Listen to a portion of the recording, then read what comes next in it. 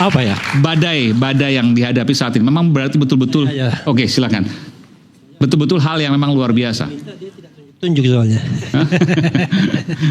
Jadi begini ya, pertemuan seperti ini tidak bisa kita lihat sebagai wah ini ada dua tokoh besar merajut persatuan dan lain sebagainya. No freelance, tidak ada makan siang yang gratis. Pasti ada take and give-nya. Ketika mereka mau bertemu, maka berarti ada dua kesiapan Ibu Mega dan kesiapan Prabowo. Ya. Dan itu pasti adalah pembicaraan yang barangkali sifatnya overing dan lain sebagainya. Kita tahu bahwa dalam pemerintahan sekarang ini hanya dua partai yang tidak diakomodasi, yaitu Nasdem yang memilih tidak mengambil jatah menteri, dan kemudian PDIP yang sampai terakhir akhirnya tidak ditawarkan. Padahal awalnya mau diajak semua kan, mau ada grand coalition begitu.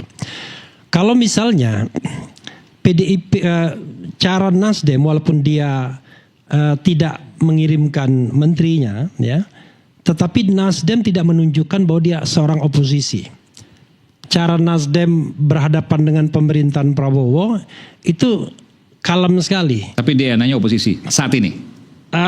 Posisinya oposisi. Posisinya oposisi, oke. Iya, karena dia kan tidak terwakil dalam pemerintahan, bukan DNA-nya. DNA-nya justru tidak oposisi, tapi posisinya oposisi. Saat ini ya. Saat ini ya. Nah, saya sedang menebak-nebak ada apa? Surya Paloh misalnya menolak untuk bergabung dengan pemerintahan. Pasti ditawari kan? Tapi dia bilang kita tahu diri dan lain sebagainya. Tetapi dia tidak juga bersikap oposisional. Ada apa? Itulah pertanyaan saya. Analisis Anda? Ya, saya kira sangat dikaitkan hubungan personal mungkin ya antara Prabowo dan Surya Ada sesuatu. Paloh. Ya, ada sesuatu.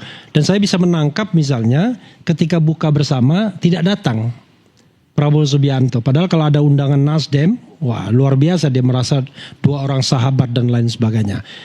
Ketika Prabowo tidak datang, maka tokoh-tokoh lain kan tidak datang. Maka bintangnya cuma Jokowi dan Puan Maharani pada waktu itu. Tetapi sampai saat ini pun sepertinya dia tidak terkhawatir dengan political performance dari Nasdem. Karena Nasdem ketika mau keras sedikit pada masa pemerintahan Presiden Jokowi di akhir, kelihatan betul dia akhirnya mendapatkan konsekuensi luar biasa kan. Ya. Pokoknya unit bisnisnya nggak karu-karuan lah. Pak Aiman juga tahu. Karena itu sepertinya mudah dijinakkan dalam tanda kutip ini, mohon maaf ya. Tetapi untuk PDI Perjuangan ini agak lain. Terutama Megawati. Sorry to say, kalau Puan Maharani kelihatannya mudah dijinakkan. Karena kalau kita bicara wing keras dan wing lembut, wing lembek, maka Mega wing keras, sementara Puan adalah wing lembut. Berapa kali Puan Maharani hadir dalam pertemuan-pertemuan yang diinisiasi oleh pemerintah dan lain sebagainya.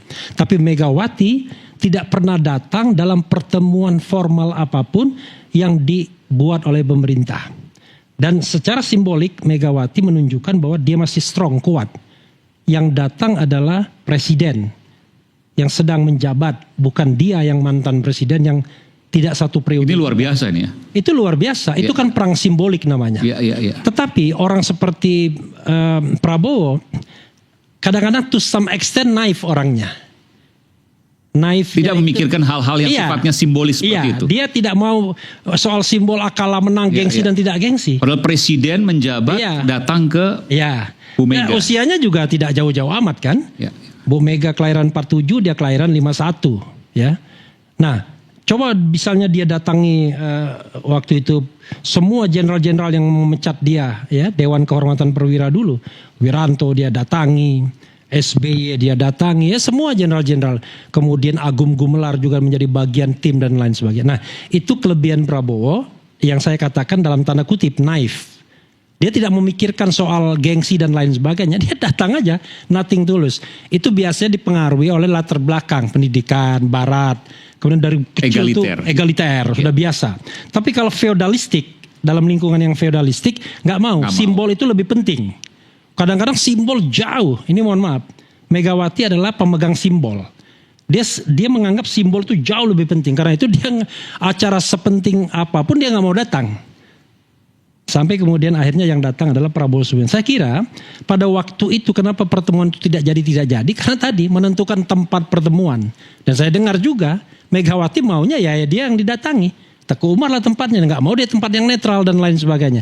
Dan mungkin Prabowo mengalah, tapi mengalah untuk dalam tanda kutip mudah-mudahan tidak terjadi menjinakkan Ferdinand Hutahian.